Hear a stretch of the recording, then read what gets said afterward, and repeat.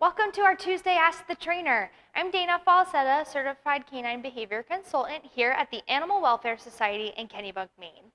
This week, we have a special topic, canine fitness.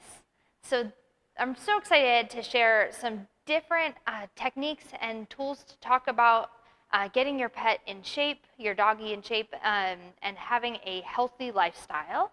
So we have some different areas that we're going to talk about today involving some training exercises, physical exercise, play, and low-calorie snacks, and ways that we can deal with food and our dogs.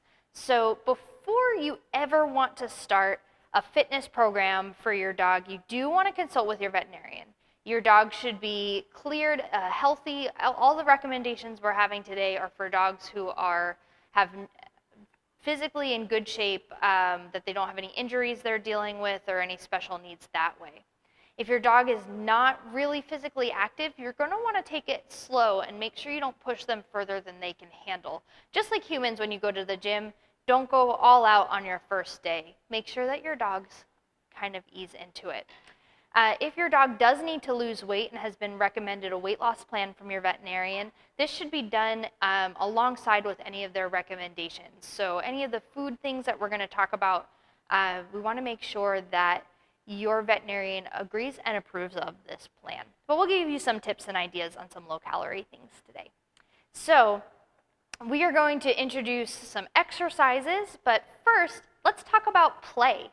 Playing with your dogs is a great way to lose some weight and stay nice and healthy, but there are ways to do it. So one of the best ways is some group play. So if your dog is friendly with other dogs, nothing is going to get their heart rate up, as well as having a rousing play group session with them. So that is a great way to expend some mental and physical exercise, really having some running and cardio there. Swimming is a great exercise for your dog as well. So in our warmer months when lakes, rivers, streams are all available, pools, make sure you can exercise your dog with swimming, going with them, or having them swim along while you walk. Some of our other exercise, you want to have active exercise, so chasing a ball back and forth. Now, if you have a dog who's kind of only a little interested, you want to start this slow, very small fetching and chasing distances, and then really, as your dog likes it more, you can really go for it. Playing tug, so anything that's going to get their heart rate up and be a little bit physical. When we're playing tug, always be mindful of the neck and spine, that you're not putting too much pressure on it, and all of that activity is coming from your puppy. Okay, so next I want to talk about some nutrition, which we are going to turn over to our very own Dr. Kate to talk about some low-calorie snacks and different things that you can do with your dog's food to live a healthy lifestyle. Hi guys, I'm Dr. Kate. I'm one of the veterinarians here at the Animal Welfare Society. I just wanted to briefly talk about some options that we have in training our canine friends that are a little bit more diet-friendly and low-calorie. So some options that you can use that you may have at home include carrots, zucchini, celery, different kinds of melon, apple, or popped corn. You can cut them into tiny little pieces so that they'll be spread out over a longer period of time, and your dog will therefore consume less calories. One other idea is taking sweet potato strips and dehydrating them in the oven instead of using a more high-calorie option like a bully stick. It also creates a longer chew item for them to work on. Just remember to always avoid anything in the onion or garlic family and avoid things like grapes. One other thing that you can do that will kind of slow down the rate at which your dog is eating is engage them in food puzzles and slow feeders. This will just make them more full because it takes them longer to eat the same amount of food. You can also offer them water when your dog is begging for food between meal times, and you can also engage them in play to distract them. The other thing you can do is if you feed your dog 1 or 2 meals a day, you can divide that further into 3 or 4 smaller meals to keep them more full throughout the day. And then one other suggestion is potentially putting those smaller meals, like if you have a multi-level house, you can put them upstairs versus downstairs so that your dog is encouraged to exercise more in order to get their food. Thank you very much. Thanks, Dr. Kate. I hope you found that really interesting about our different low-calorie food options, moving our food bowls around and slowing our dogs down. So the last bit we want to talk about today are some training and physical fitness exercises you can do with your dog. The first one is walking for fitness. So we talk a lot about in this Ask the Trainer, how do we walk our dogs? And having sniffy walks is really important, letting them lead the way. But sometimes you do want to have some walking for fitness, like power walking with your dog.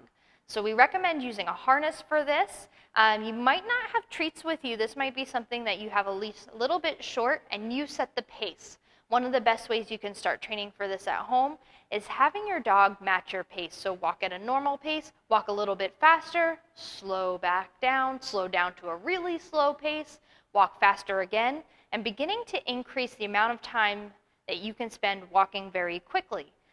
You can jog with your dogs, but I think overall a just really brisk and fast walk where you guys are just walking together, there's no sniffing, there's no kind of anything else going on, is a great way to get the fitness part of walking for your dog. So that your heart rate should be up as well. So it's kind of power walking around the neighborhood with your dog. So let's shoot over. I'm going to show you some different equipment that we can use to do some conditioning and agility. Link is going to help me out, and let's take a look at some training exercises that we can do with your dog. So Link and I are going to show you some exercises for canine fitness. These can be things that you can do at home. I know I have some dog training specific equipment behind me, but we can talk about how to make them at home. So one of the first things I love to do is an obedience trick, and we call it puppy push-ups. We get our dogs into a sit, then we can lure them into a down. And if your dog's not great at doing down yet, you're going to want to treat them there, and then you can bring your hand back up and have them sit from a down. And then we do down and sit.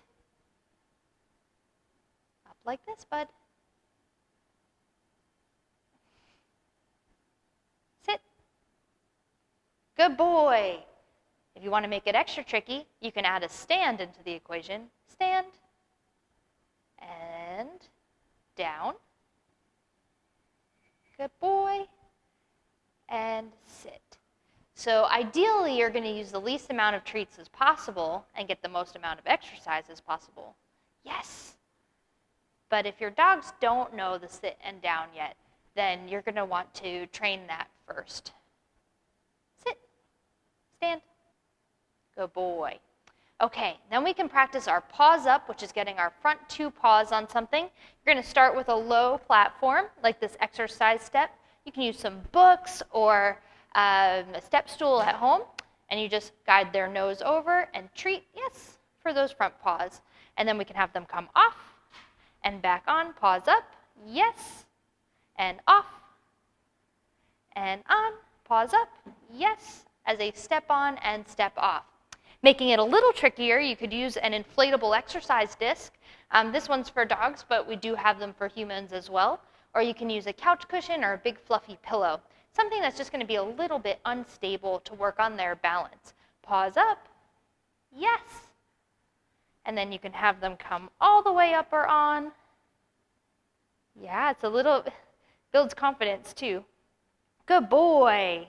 And working on a little bit of core balance strength there.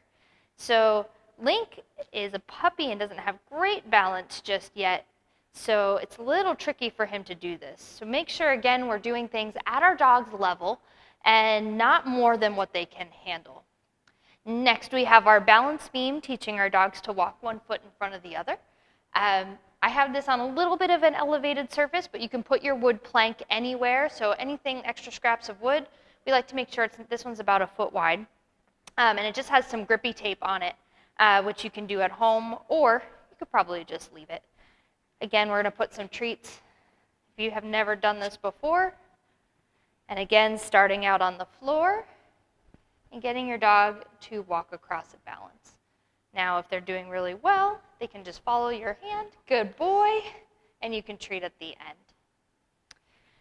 Next, we have a ladder. So this is an exercise ladder for dogs, but you can really just use your regular step ladder at home, something that just has the rungs in it and is nice and long. If you have one lying around the house, you can put it on the floor.